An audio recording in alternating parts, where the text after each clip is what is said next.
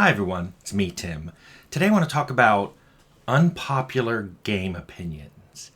And what do I mean by that? I'm talking about whether as a gamer or a game developer that you like certain things in your games that most people don't seem to like. Or vice versa, you love certain things in your games that it seems a lot of people don't like. Let's talk about that. I've already talked about why you sometimes see games with features that you personally don't like. And it's because, and this is hard to accept, it is because you're in the small group. That there's a much bigger group of people who really like those features. And trust me, I've been there. I tend to like certain features that aren't the majority that people like, and I'll talk about that. This may be something that you find hard to see. Maybe, you don't like this feature and none of your friends like it either, so why are they putting it in? I've talked about that.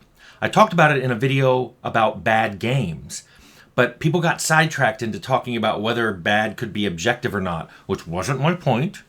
Well, it wasn't my main point, but I still think, bad games, that when you start talking about what you care about, it's subjective. Even when you come down to something like a Crash Bug, there are games that have come out that have been amazingly popular. And they were buggy. People didn't care because the game was that good.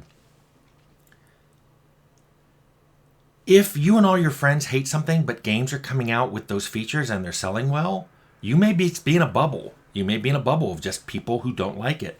Because my point is that some people out there like games you don't.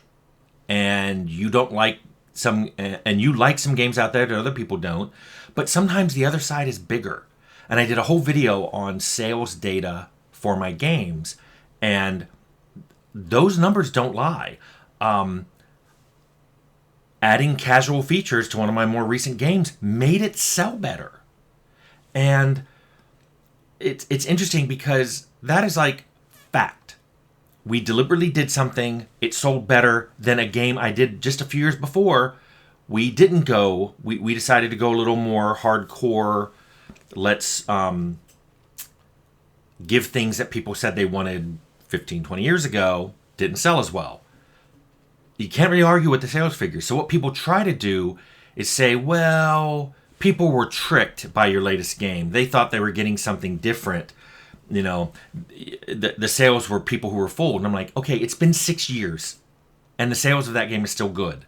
So no, people wanted those features. What you have to accept, and I don't know why this is so hard, is that you, in some of what your opinions are, your flavors, your choices, you are not in the majority. You're in the minority. And that's what this is all about.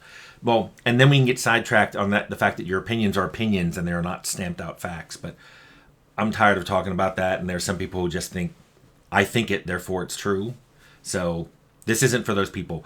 But let me tell you, I'm going to go over in detail some things that I think about games that is a minority opinion. And I'm basing this on the fact that most games don't go this way anymore. And that a lot of people on this channel have argued against me on. But this is opinion. This is how I feel about it.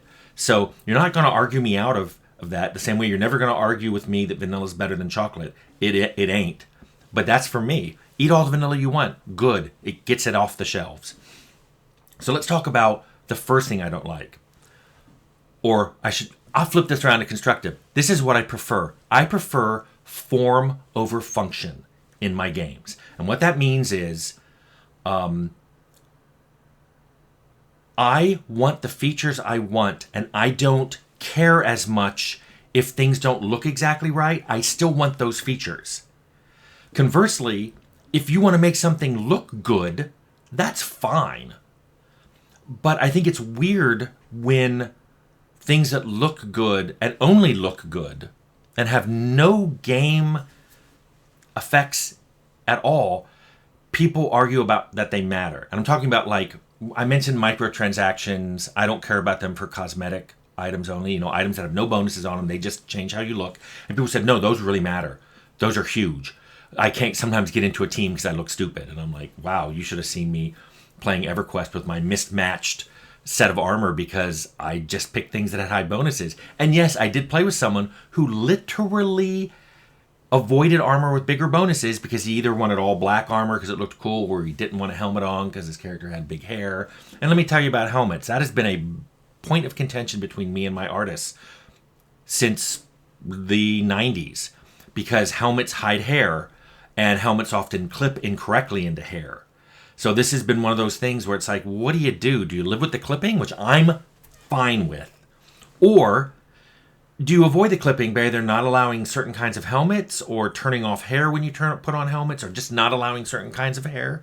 I'm like, I don't really care. I just want helmets. I don't care as much as the look. I don't care about the jank, but a lot of people do. I've been told, by the way, to live with things in my games that I don't like. I have a whole video on ideas of mine that got rejected, often for better ideas. But still, something I didn't want got put in my game. And so if that can happen to the game director, you have to admit that as the game purchaser, there's going to be a lot of games out there with things you don't particularly want. But they're there for a reason, and a lot of times it's because a lot of other people want it. And also, I'm not going to sidebar into like use of color from the artist, because that's an accessibility thing. It's like, I have to have it. I'm colorblind. I have to have games not use color as the only channel to convey whether something's good or bad, or anything about it. It can't convey information if it's the only channel conveying it, because that's an accessibility thing. That's not a preference thing. So we're not talking about accessibility. We're talking about preferences. And just to be clear too, I like good looking art too. I love good looking art. Who doesn't? But when I lose important features because somebody's like, well, we have to stay good looking, that's where I draw my line in the sand. If you're saying we can't have helmets in the game because it'll stop your beautiful hair from being seen, no. I don't mind putting in a feature where people can disable helmets from being displayed, but we're not taking helmets out of the game. To this day, I wonder what was lost in Fallout because we spent so much time to avoid foot sliding, which Diablo came out a year before, had it in droves, and no one cared about.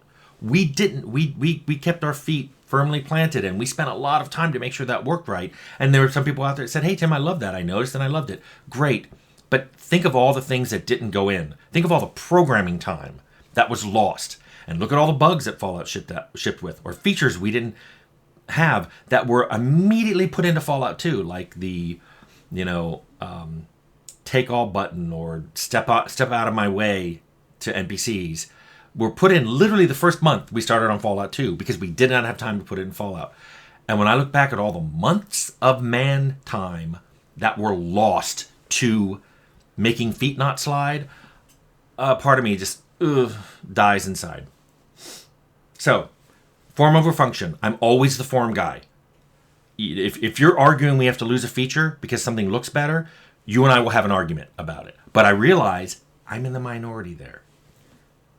Another one is turn-based combat. I'm on record as saying I like it. Now, specifically, what I mean, to just make sure people don't quote that out of context, I prefer turn-based combat for isometric games because I view isometric games as being more tactical and less immersive. If you're going first person, fine, go real time.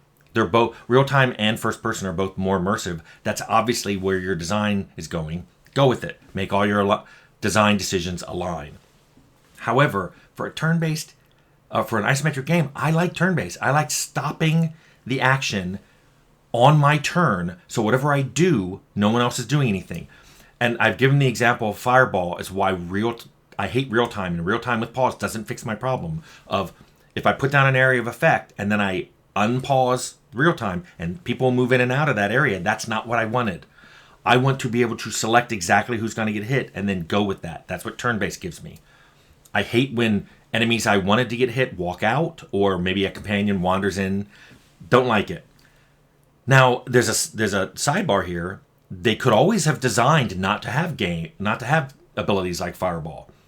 They could have just done more things like Magic Missile, where you select your target and then the spell goes off in real time and always hits those targets. They could have done that. But the fact that they put in area of effect spells and things can move around after you target just annoyed me, to the point where I put down some of those games after I played them for a while because I'm just like, I can't do this. But that's me. That's my little minority opinion. Those games sell really well. The designers are not wrong for putting them in. And the people who like them are not wrong for liking them. I just don't like them. So that's what I want to talk about here is what does it feel like to have the unpopular opinion? What does that mean? So let me say, as a game developer, I will say that I know that some of my games didn't sell as well because I wanted a feature that I wanted that wasn't popular. And conversely, I have games that sold great, even though they had features that I particularly wouldn't have chosen, but did or approved of them because I knew that that's what more people wanted. As a gamer, that means that games will often ship with features I don't like, but a whole bunch of people do, and vice versa. There's a lot of games out there that I love, but they're not going to sell very well. They're niche games. What I always tell people is you should just be happy that gaming is such a big smorgasbord now. The buffet table is huge. There's something on that table you like. I've talked about discoverability. I've talked about how it's hard. It's hard to find those games now. But I did give advice in that discoverability video, which is linked below, of just find a reviewer whose tastes align with your own and wait for them to put reviews up for games and see and use that as a decision to buy it. Sure, you won't be buying games pre-order, but a lot of you think that's not a good idea anyway. So great. You get to support the let's not pre-order game crowd just because you want to get your tastes accounted for before you buy a game. Anyway, I thought this was important enough to say because I think some of my videos, people get sidetracked into other things. And I just want one clear thing I'm saying here, which is you may like something or hate something. And it seems to be either not in, the things you like aren't in enough games and the things you don't like are in a lot of games. And that may be because you are not on the side, you're on the minority side. There's more people who like that feature than people who don't like it, or vice versa. And that's why you're seeing more. So that's not always the case, but it's the case frequently enough that I kind of felt the need to state it just so people can hear some of the things you like, most people don't. And some of the things you hate, a lot of people do like. And that's it.